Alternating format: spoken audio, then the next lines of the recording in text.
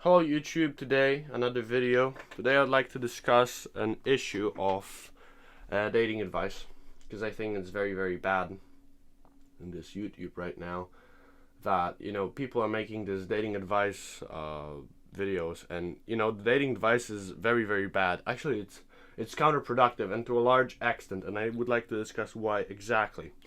So I think like a year or 1.5 years ago, I came across these videos, and I was like, well, it actually might work, right? So I clicked it, I kind of watched all of it and kind of got the mindset, right? Because they're always talking about a mindset they need to have, and yeah, I kind of got imbued by this whole narrative of dating advice. That you have to be high value and whatever, right? And I kind of acted out what they said, and I would say it worked. The thing is, it didn't work as you would probably want it to work.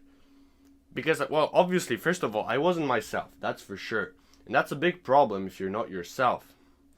Well, because generally speaking, if you're not yourself, you're playing someone else's game, you're living someone else's life.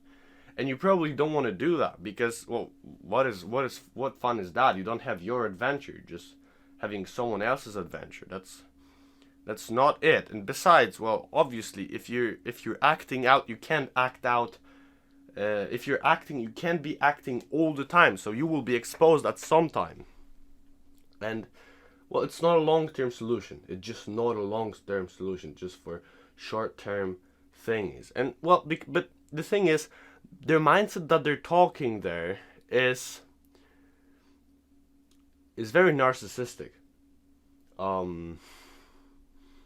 Because, well, you're self-obsessed with work, you're kind of obsessed you're obsessed with yourself, right? And then you just don't answer the text because you're too valuable to do that. That's also one thing they do, right?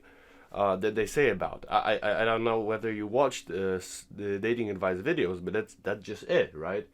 There's just, well, I don't know what guy are you looking, but they're usually like good looking guys, and they're just giving advice. How do you be a playboy?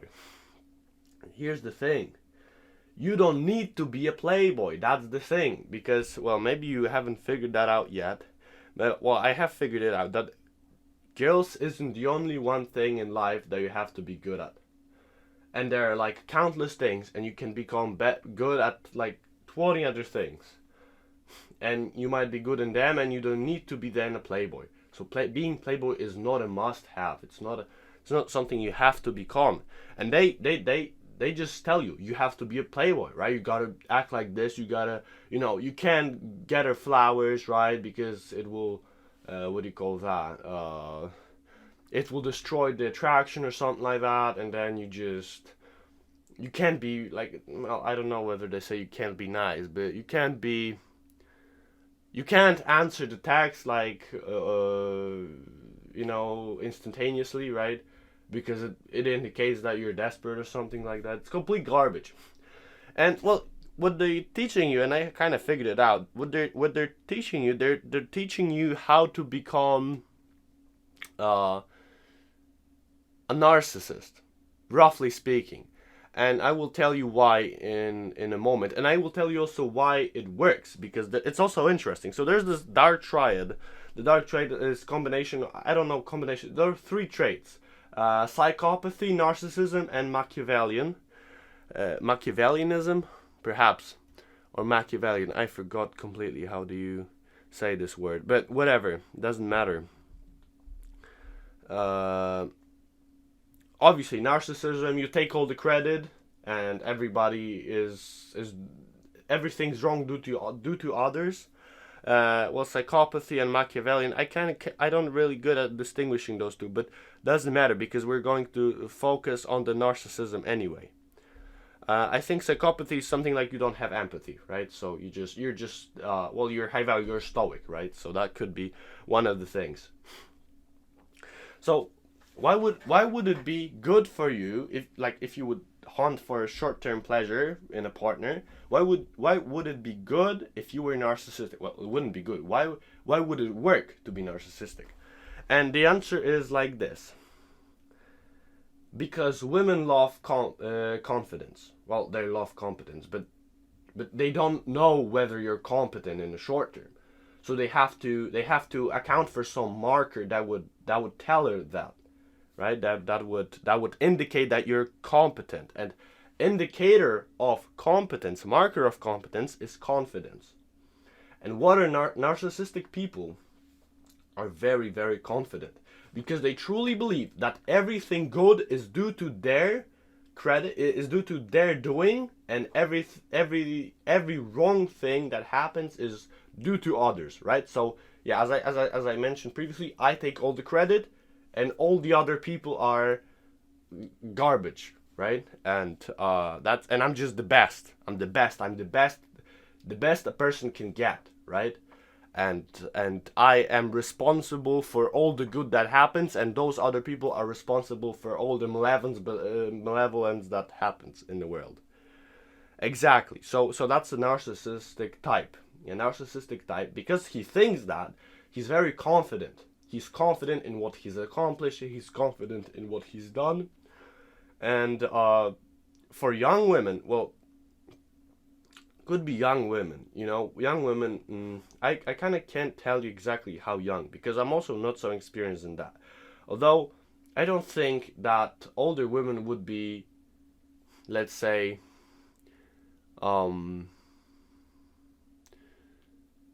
would fall for such a trick. I don't think they would fall for such a trick. I don't think that. But I think young women would, certainly, because, well, they do all the time, right? The playboy type is the narcissistic type, roughly speaking. So that's the thing. So to sum up, narcissistic type is very confident, and women are looking for competence, and there's a marker of competence, which is confidence. And they're saying that, he's confident, then he must be competent, but they're not. They're not competent. That's the thing. That's why you're lying, right? That's why you're playing a game. That's why you're living know your own life, because you're playing a game all the time. You're not being competent. You're just acting out your competence, and that's not good, because you're lying to everybody all the time, and you're lying to yourself most importantly, I would say. So that's not right. I don't think that's right. It might work. It might work, but I think it would cause a lot more harm than it would cause good. Because, well, if you're a narcissist, and then you're just going to get a woman, and then she's going to fall in love with you, and then you're going to act as this alpha males, right? And you're just going to, I don't know, destroy her mentally or something like that. That's not gonna go well for her, and and her new boyfriend will experience the cause of it, and like the whole what do you call that, domino effect goes. And that's how it kind of like that's kind of how it is. I would say, probably. Well, certainly you will damage people. So that I don't that's not right in any way. If you're practicing being a narcissist, then you're going to become narcissist. That's also one point, because you become what you practice, roughly speaking. So you wouldn't want to become a narcissist, because you will have to really move in your life, because you're going to have to jump from one person to another, because you will be revealed at some point. So, well, that's not good, right? So what is the right way? What is the right way of dealing with girls? What I would say is that become competent, and the confidence will come, and you're not going to play anyone's game. You're going to live your life, and just women gonna come. Obviously, it's a very, very hard way. It's a lot harder way than just becoming a narcissist, because you don't have to get the competence. You just have the confidence, and you have all the women. Well, you don't have all the women, right? Because some won't be caught in by such behavior, right? So some will be smarter. But if you're going to acquire competence, well, first of all, your life will be a lot more meaningful, because you will have something to work on. That's for sure. That's one thing. And the second thing is that you're not going to be someone else. That's also very important. And the third thing, you're not going to deceive, because, well, that's also like you're deceiving yourself. and you're deceiving others, and you don't have to deceive. And I think your competence will be a lot greater. Yeah, I would say, and it'll be truer. It'll be authentic. You know, you'll have your. So yeah. So that's the thing. That's the problem with dating advice. So don't listen to dating advice. Just improve yourself on your own and take the hard way. Because the hard way works out. Just that's simple. You know, you don't need to become a narcissist. If you feel like you're not confident enough, that's fine. You will. If you're going to work on yourself continually, then you will get that level of confidence, because that's how it works, man. Your brain will tell you, hey man, this guy is working hard, he did this and that, and he's working on this, you know, and he's taking care of himself, he's taking care of his family, he's taking care of his broader community, maybe, let's say, or even his community, right? He's nice to, he's benevolent to his friends. And like, you see all that, and you're like, your brain is like, yeah man, this guy is actually a good guy.